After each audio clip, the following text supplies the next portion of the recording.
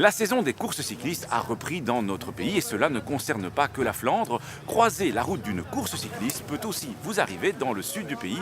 Il est bon dès lors de se rappeler quelques règles et mesures de prudence à respecter. Tout d'abord, vous devrez obéir aux indications qui seront données par les signaleurs en vue d'assurer la sécurité de la course. Ces signaleurs sont équipés d'un signal C3 et peuvent arrêter la circulation le temps nécessaire pour laisser passer la course. Et ce délai peut parfois être long, mais il vous faudra quand même prendre patience et pourquoi pas en regardant passer la course.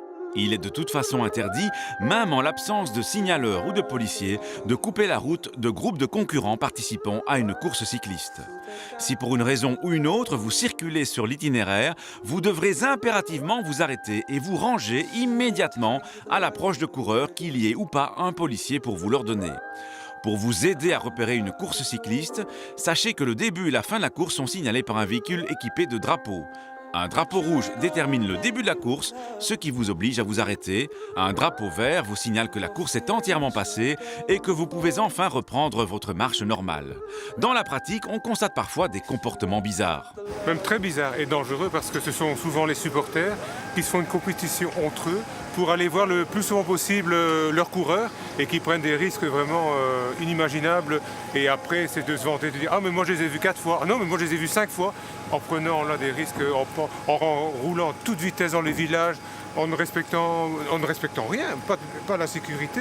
Donc c'est vraiment un réel danger à ce niveau-là. Sur la course elle-même, est-ce qu'il y a des problèmes de sécurité qui se présentent parfois ? Oui, il peut y avoir des problèmes de sécurité en fonction de la catégorie. Si on prend une course de débutants ou une épreuve avec les élites avec contrat, donc aujourd'hui au Samin, on va avoir certainement des vedettes, donc ça va attirer un nombreux public.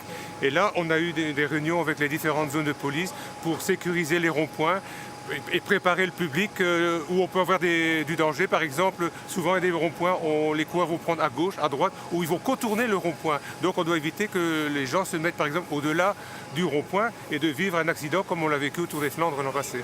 Pour les spectateurs, rappelons qu'il est important de ne pas traverser au milieu de la course, de tenir ses enfants par la main et les chiens en laisse. Surveiller les enfants est particulièrement important quand une caravane publicitaire jette des cadeaux en direction des spectateurs. Les signaleurs de courses cyclistes et d'autres manifestations sportives sont loin d'être les autres civils à pouvoir vous donner des instructions pour la sécurité d'usagers vulnérables. En voici quelques autres.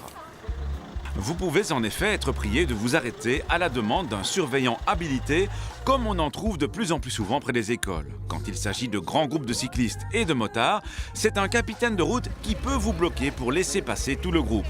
Dans le cas de groupes de piétons et de cavaliers, on parlera de chef de groupe ou de guide. Mais dans tous les cas, vous devrez également respecter leurs indications. D'une manière générale, en tant qu'usager, vous ne pourrez de toute façon pas couper un cortège, un groupe de piétons, un rassemblement à l'occasion d'une manifestation culturelle, sportive ou touristique ou une procession.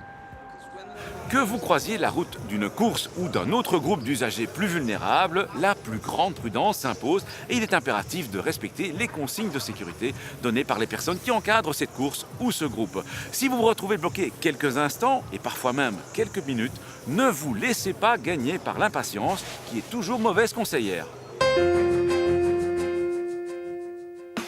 À la question de la semaine dernière, il fallait répondre que sur autoroute, les poids lourds doivent laisser entre eux un intervalle minimum de 50 mètres. À gagner cette semaine, un lecteur MP3 MP4 Lenco. La question, le début d'une course cycliste est annoncé par un drapeau rouge, un drapeau vert ou un drapeau à damier. Soit vous téléphonez au 0905 56 493, soit vous envoyez un SMS au 6020 en tapant contact 1, 2 ou 3 et vos coordonnées complètes.